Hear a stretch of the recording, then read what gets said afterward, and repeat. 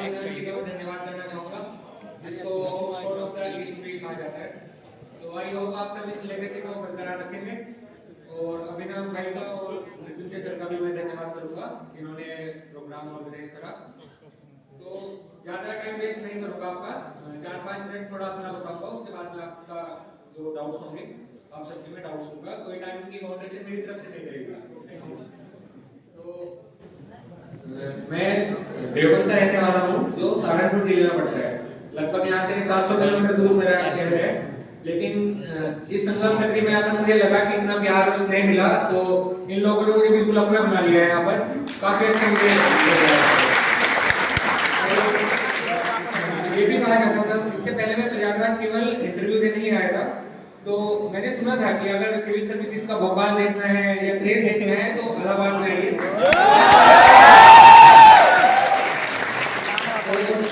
जैसे यहाँ पर मैं आया तो मुझे अपनी कॉलेज के दिन भी याद आ गए। मैं दिल्ली विश्वविद्यालय में हंसराज कॉलेज से मैंने ग्रेजुएशन की थी। वहाँ पर भी इसी तरह रूम नंबर 37 हमारा होता था, तो वो भी काफी बड़ा रूम था फिजिक्स डिपार्टमेंट का।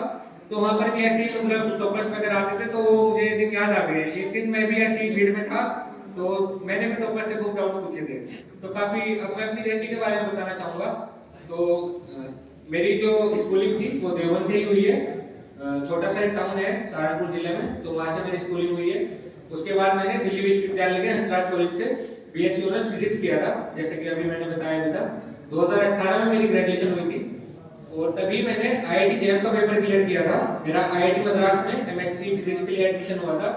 लेकिन तब मैंने डिसाइड किया कि मुझे एमएससी नहीं करनी है, मुझे सिविल सेवा में ही आना है। तो एक वो अंदर से मोटिवेशन मेरा जगा तभी, तो मैंने आईआईटी ड्रॉप करने का निर्णय तब लिया। थोड़ा मतलब रिस्की था, क्योंकि सिविल सर्विसेज है काफी अनसर्टेन इसमें रहता है। तो उसके बाद मैंने आईआईटी ड्रॉप किया और मैंने दिल्ली में अपनी कोचिंग स्टार्ट की। 2018 से मैंने तैयारी की, और उसके बाद 2020 में मैंने अपना पहला अटेम्प्ट दिया यूपीएससी का। और यूपीएससी में मेरा प्रीलिम्स हुआ और अनफॉर्चुनेटली मेरा मेंस नहीं हो पाया। और फिर 2021 में मैंने दोबारा अटेम्प्ट दिया, उसमें प्रीलिम्स हुआ, मेरा मेंस हुआ, और इंटरव्यू कॉल मेरी आई, लेकिन इंटरव्यू में नहीं हो पाया। और उससे रिलेटेड एक चीज और बताना चाहूंगा उस अटेम्प्ट पे, जो आपको और भी मोटिवेट करेगी, कि जब 2020 का मैंने मेंस दिया था, तो उसके बाद मेरे फादर को हार्ट अटैक आया था, तो उनकी बाईपास सर्जरी हुई थी।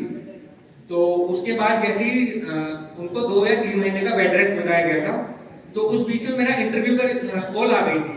तो जैसे ही मैंने अपने फादर को ये चीज बताई कि मेरा इंटरव्यू कॉल आ गया है, तो वो इतना खुश हो गए थे कि उनकी रिकवरी जो 2 से 3 महीने में होने वाली थी, वो 1 या 2 दिन में ही इतनी रिकवरी हो गई।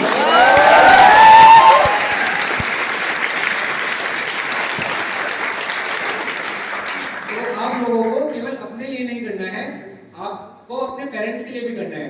जैसे कि स्मृति ईरानी मैम की मदर बैठी है, तो आपको अंदाजा लग सकता है कि हमसे ज्यादा अपने सिलेक्शन की खुशी हमारे पेरेंट्स को होती है।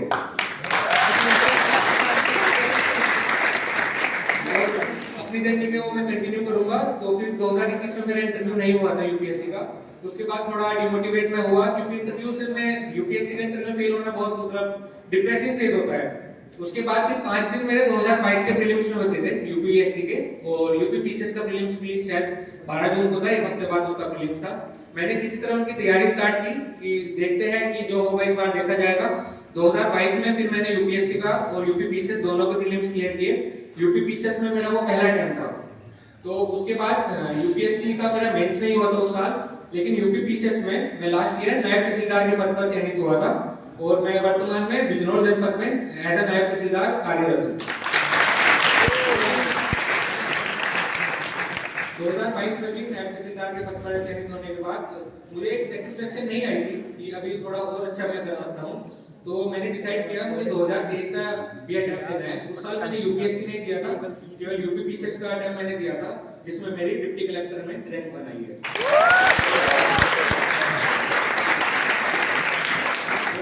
थोड़ा मैं बताना चाहूंगा कि आपको प्रिपरेशन करने के लिए क्या क्या चीज चाहिए। सबसे पहले तो आपके पास एक प्रॉपर प्लान होना चाहिए कि किस डायरेक्शन में हमको जाना है। वो प्लान, वो स्ट्रेटजी आपके पास होनी चाहिए। जैसे कि मैंने अपनी स्ट्रेटजी बनाई थी, मैंने 3 चीजों का यूज किया था। एक तो टॉपर्स की जो स्ट्रेटजी थी, मैंने कनिष्क कटारिया सर की और उस टाइम से जुवेद अहमद सर थे, उनकी स्ट्रेटजी को मैंने फॉलो किया। उससे जो मैं उनकी स्ट्रेटजी से पाया, अपने अकॉर्डिंग, अपनी अंडरस्टैंडिंग के अकॉर्डिंग, अपनी कैपेबिलिटीज के अकॉर्डिंग मैंने उनको नोट किया और अपनी स्ट्रेटजी बनानी स्टार्ट की। उसके बाद आयोग की तरफ से हमारे पास दो चीजें आती है, एक तो सिलेबस और एक प्रीवियस ईयर पेपर।